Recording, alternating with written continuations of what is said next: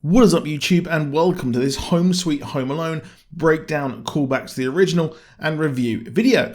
As a 90s kid, yes, I know that term has become cringe over time, but this is, or at least the original was, an absolute 90s classic that really did hit every single moment. Of course, it was created by John Hughes and directed by Christopher Columbus, and has some of the best and funny moments there of a 90s kids movie, of course propelling the career of Macaulay Culkin. Now, obviously it did have some very questionable sequels. I did enjoy 2. It wasn't, in my opinion, as good as the original, and Tim Curry really did steal the show. And well, we had 3 and 4, which were just absolutely awful. I was cynical about this reboot as, well, we had Home Alone 3 and 4, and we had some awful returns to classic franchises. Just look at Independence Day 2 and Ghostbusters 2016. We have Top Gun Maverick coming up as well. I don't know when that's coming out, so I'll check that out. But again, I don't have much hope. However, this movie does take the Force Awakens template by having essentially the same movie, but switching things up just enough so that it is a new movie, but keeping the core of the story.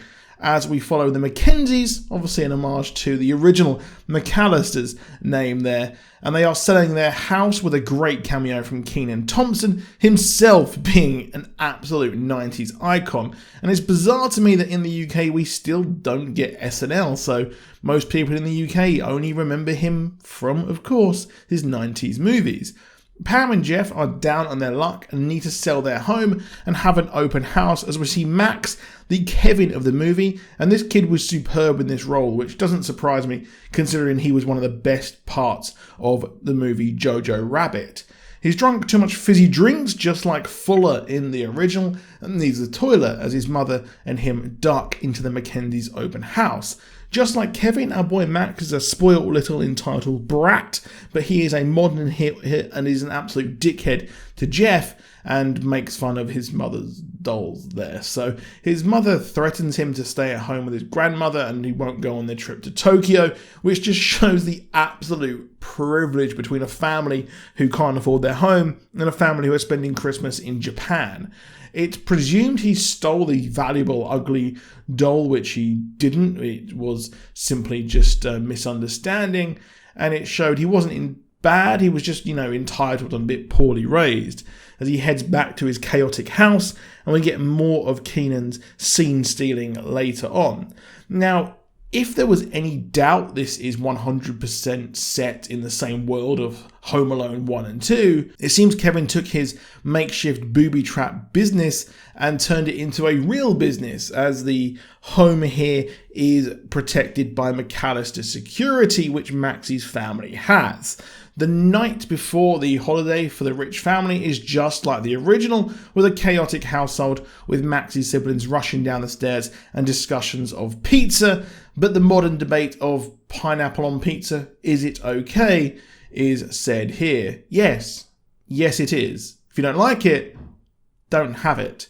In the original, Kevin and his mother were bickering just like here, and they make fun of him here while the uncle is an absolute douchebag like the original. Max resigns himself some time alone and sits in the car and watches Wile E. Coyote cartoons, and the next day the family presume he is on another flight.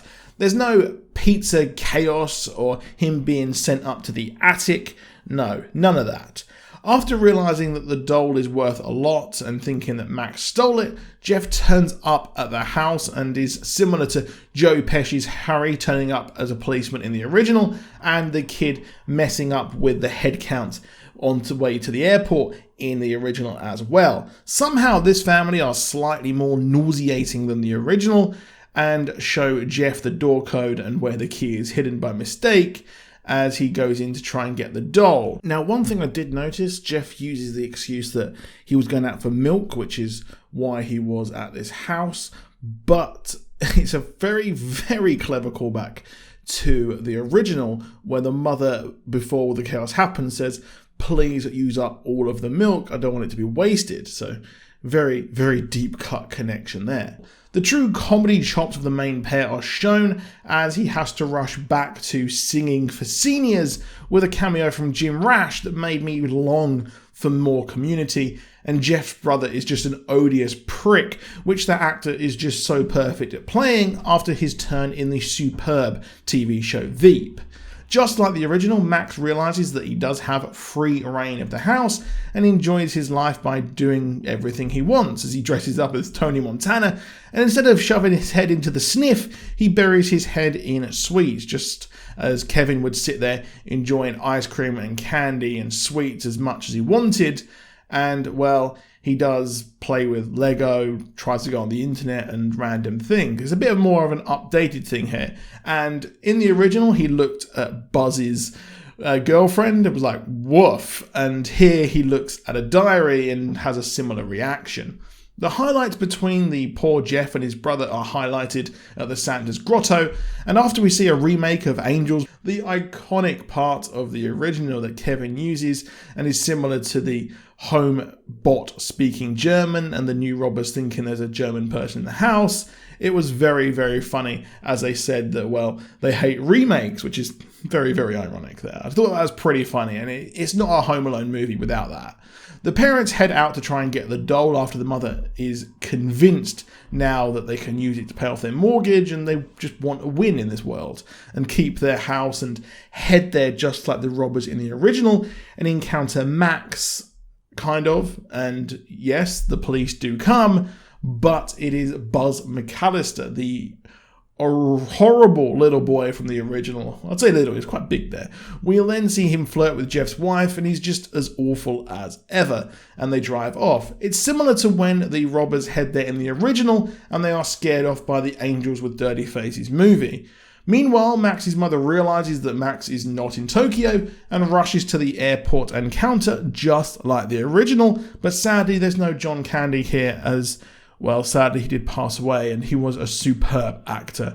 And there's no police line scene as the family have already called the police, but Buzz doesn't go on that welfare check. The next day at the church we see a similar scene when Kevin looked at the nativity display just like Max, realizing that it's lonely being alone at Christmas, and heads to a toy drive thinking that he can take the toys there, showing his entitlement, and takes credit for Jeff's kid's toy donation, and his wife thinking the old lady is the German voice, and they head to go there again. They hit up the wrong house and plan to dress up as Santa.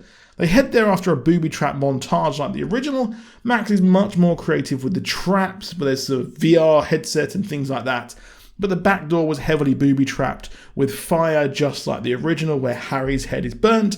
The dumbbell treadmill scene thing is similar to the original, but the original had feathers, and Jeff steps on Lego instead of balls, and here they are hit with flour and such instead of paint, as the misunderstanding that they want to get the ugly boy and sell it is simply just the doll, but they make amends and head home as their nephew had the doll all along.